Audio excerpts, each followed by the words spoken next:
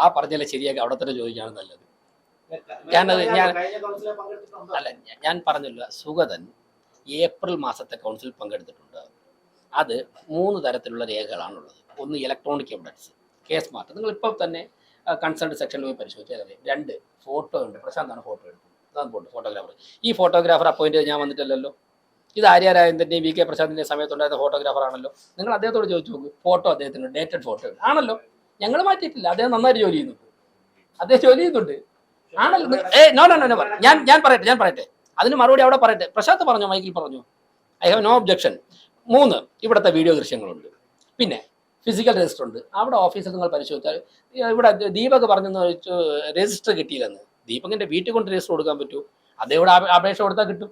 നിങ്ങൾ അപേക്ഷ കൊടുത്താൽ നിങ്ങൾക്ക് രജിസ്റ്റർ കിട്ടും.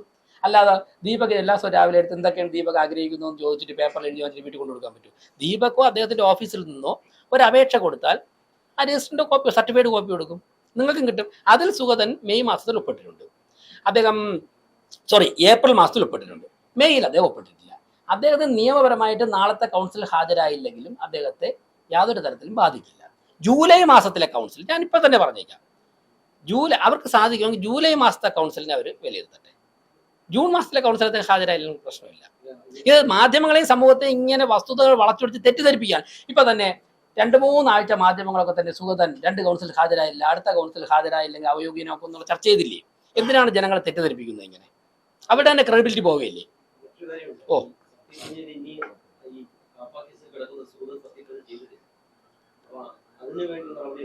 ആ നിയമ നടപടികൾ സുഗതന്റെ അദ്ദേഹത്തിന്റെ അഭിഭാഷകൻ സ്വീകരിക്കുന്നുണ്ട്.